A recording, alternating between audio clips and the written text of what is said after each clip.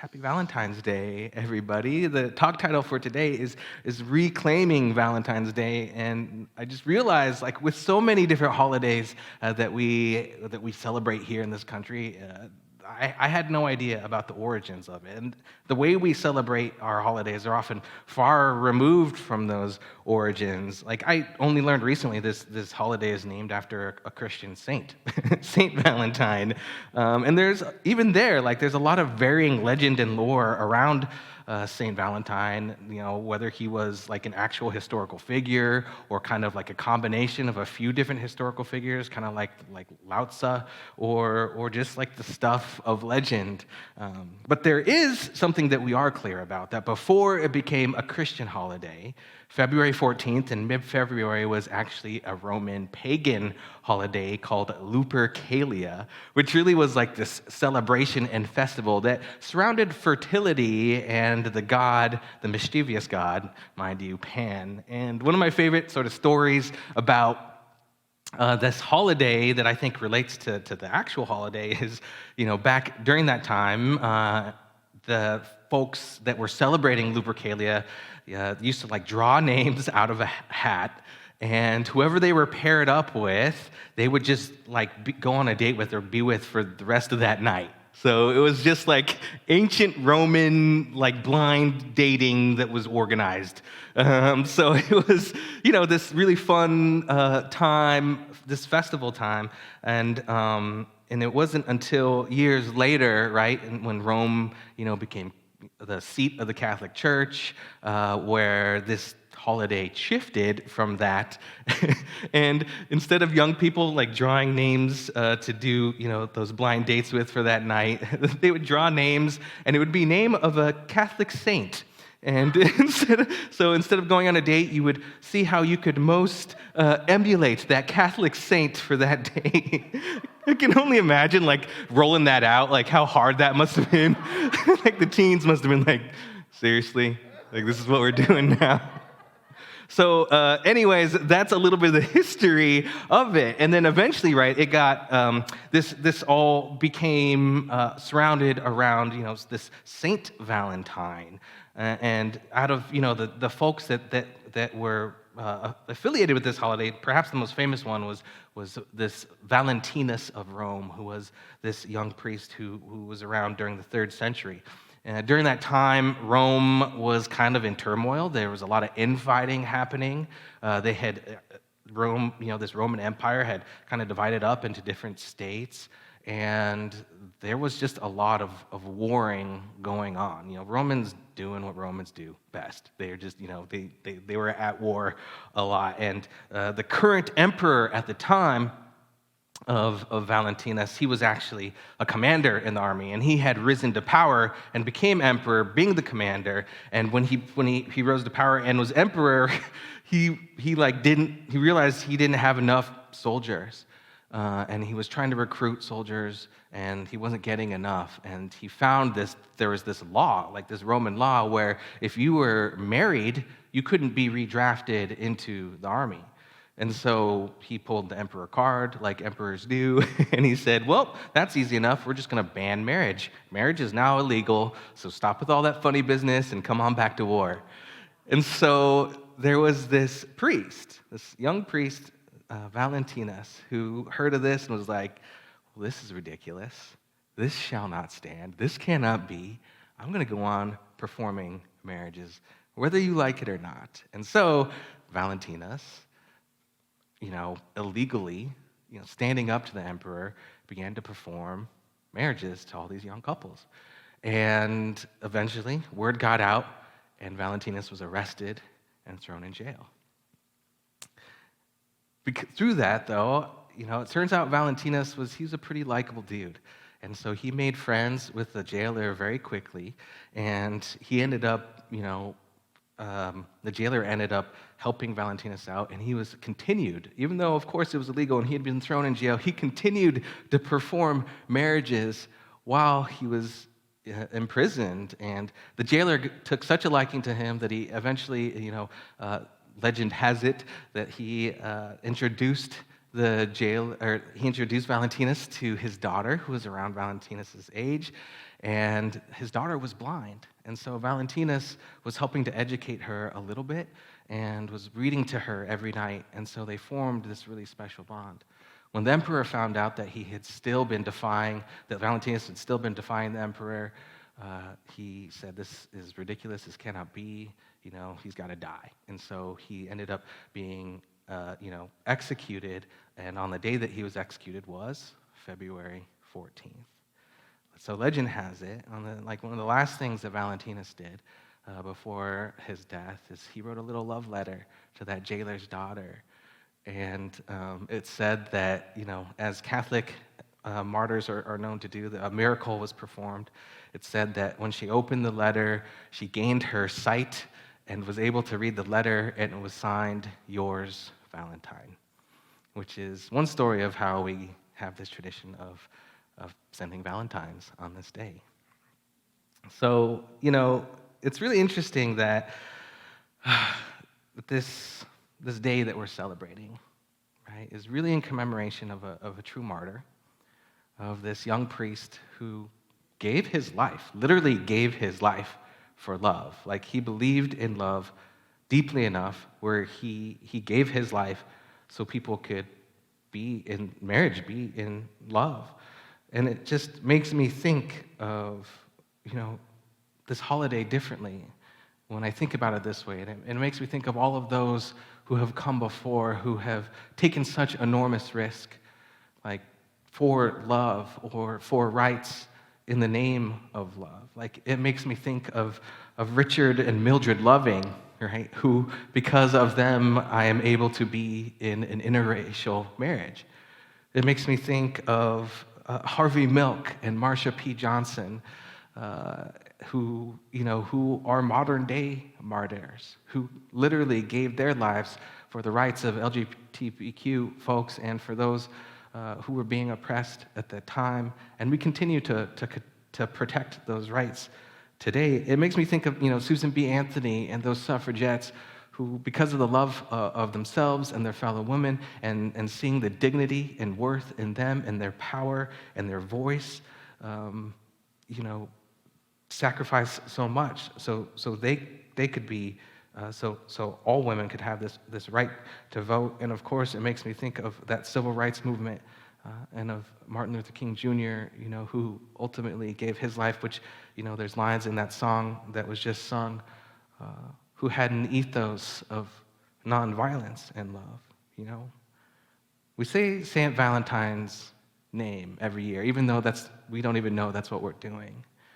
But now we have an opportunity, just with this little bit of knowledge, to know that, like, every time we say this name and we celebrate this holiday, we're not just celebrating romantic love, but we're celebrating this fierce love, this love that gives us courage, this love that literally allows us to think of something or someone or some people outside of ourselves, that allows us to let go of any fear that we may have about that literally just allows love to be this force that gives us this strength and this bravery simply just to do what's right.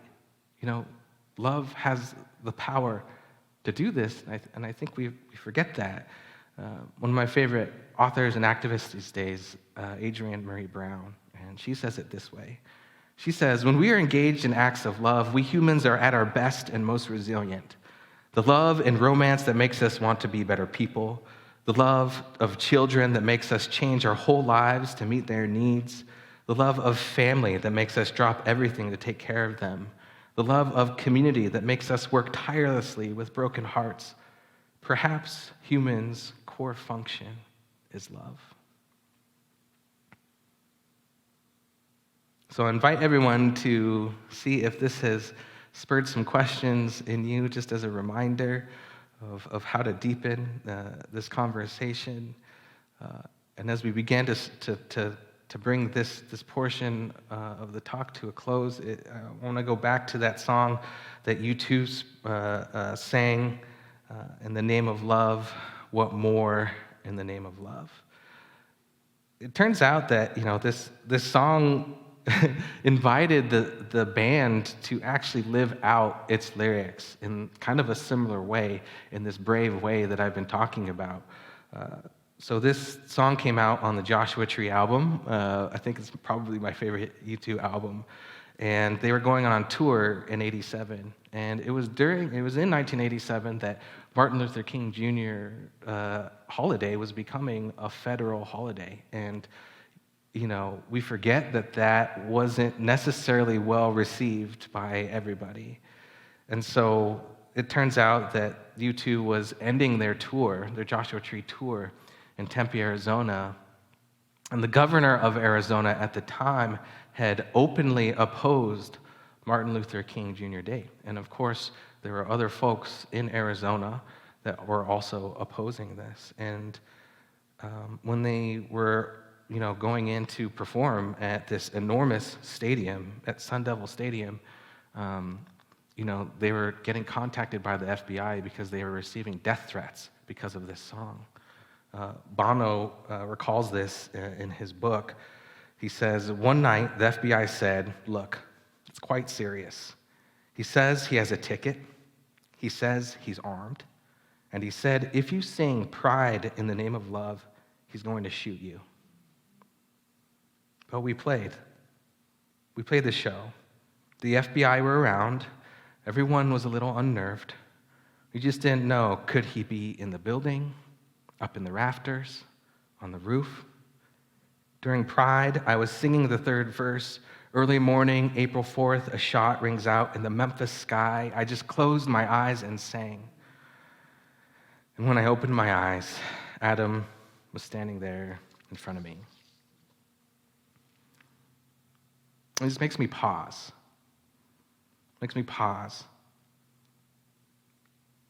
When we say what more in the name of love, we're talking about all of those who have had the bravery to stand for something in the name of love.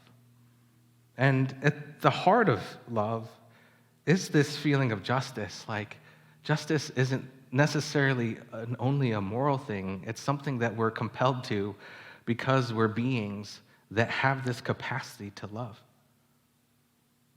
And it gives me this inspiration to step into that long line of folks who have had enough bravery to stand for something in the name of love, to let go of, or the kind of love that allows us to stand in the fear or apathy or anything that may be holding us back from doing the right thing in any moment. And thinking about and even saying the name of those who have come before that have done that. And knowing that they probably had the same fears that we all do, but there is something within them that allowed them to move through those fears. And most likely it was this amazing, powerful, life-transforming, deep experience of love, which to me is the experience of the divine itself, right? And so I wonder, how our experience of these current social movements could expand and open a little bit when looked at through these lenses. Like, I wonder how it would feel if we said, in the name of love, Black Lives Matter, in the name of love. In the name of love, we march for our lives to end gun violence. In the name of love. In the name of love, stop AAPI hate in the name of love. In the name of love, me too. We believe women in the name of love. And I realize that we can also do this for ourselves, right? As we close today, I hope there's some questions that are being spurred within you, because I would love to deepen in this conversation with you all. But it turns out we can use this not just for movements outside of ourselves that are rooted in love, but for our own dignity and our own worth and our own value and standing for something in us as individuals. So it turns out that the name Valentine or Valentinus comes from the Latin root valens, which simply means worthy or strong or powerful.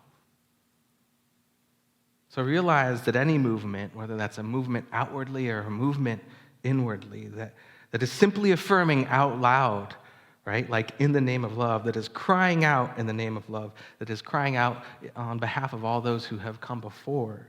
Like we can claim these things for ourselves. We can say, in the spirit of Saint Valentine, of Valentinus, we can say, in the name of love, I reclaim my worth on this day.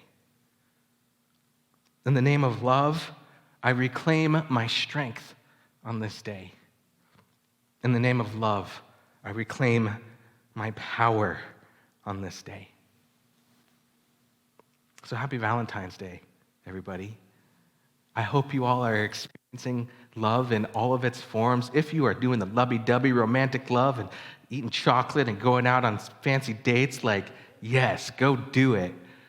And if you maybe are not in a relationship and you're looking to experience love in a way that is bringing you dignity and worth, or perhaps you're in a couple and you just want to expand your definition of love, I guess that's the invitation here today, is to reclaim Valentine's Day and allow, Saint Valentine to help us go and fall into this stream of those who have stood for love throughout time. So, what more in the name of love, y'all?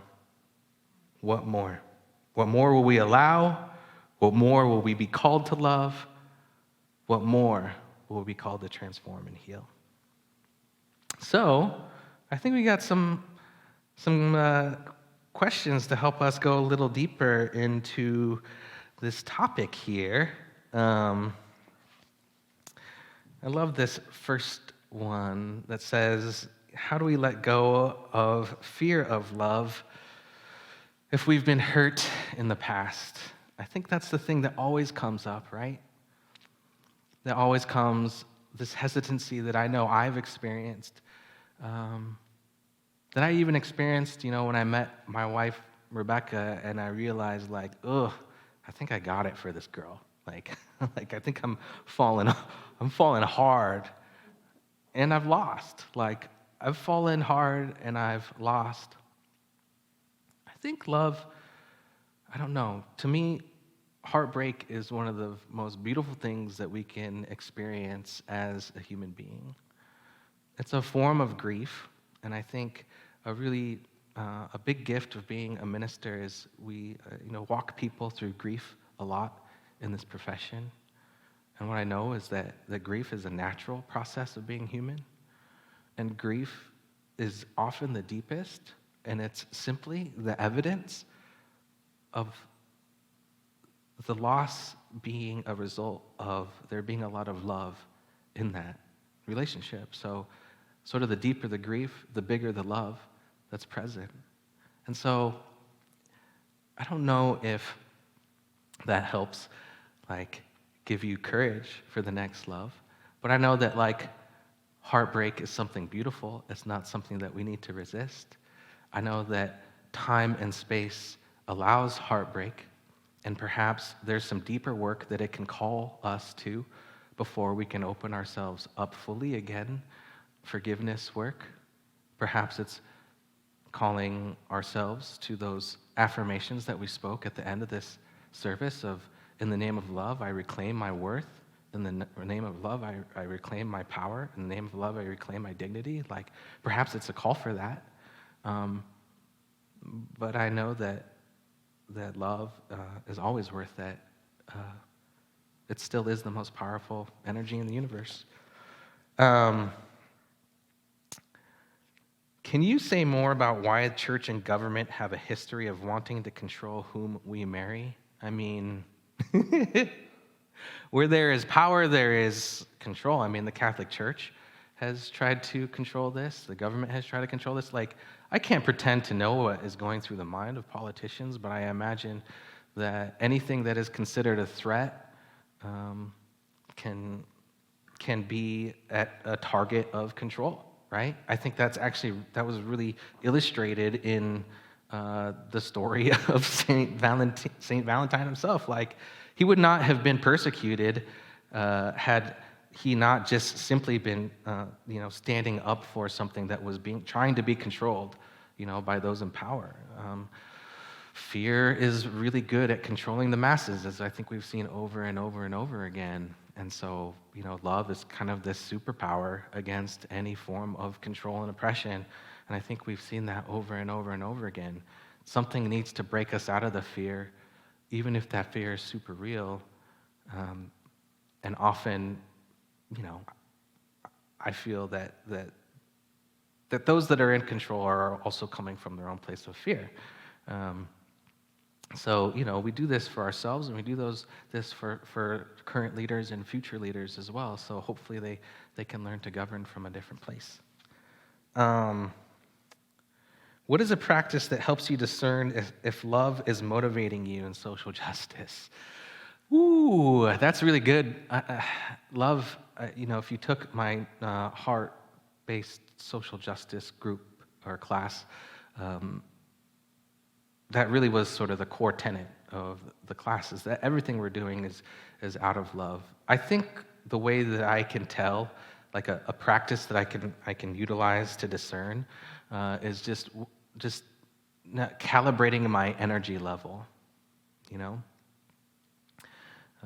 Any social movement requires persistent resilience over time.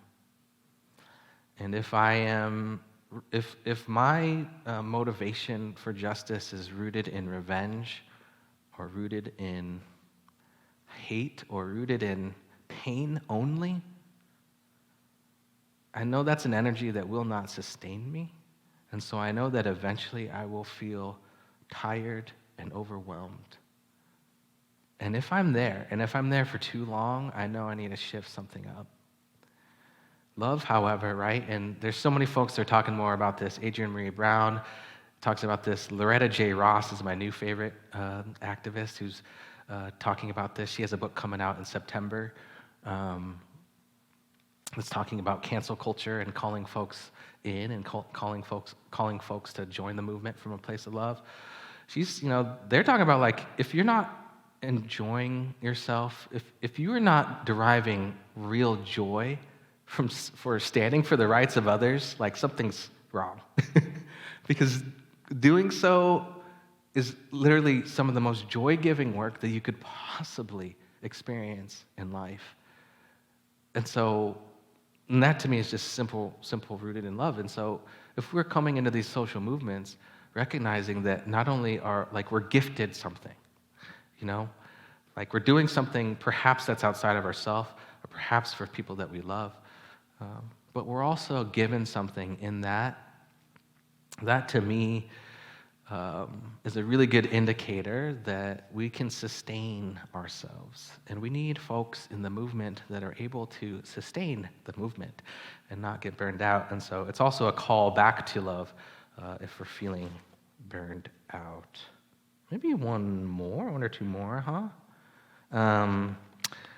What are ways we can take care of ourselves so that we are grounded enough to act from love? What are ways we can take care of ourselves so that we are grounded enough to act from love? I know the simplest thing that I can do in any moment is to simply take a deep breath. There's a lot of research around the ways in which the breath slows down our trauma response and parasympathetic nervous system.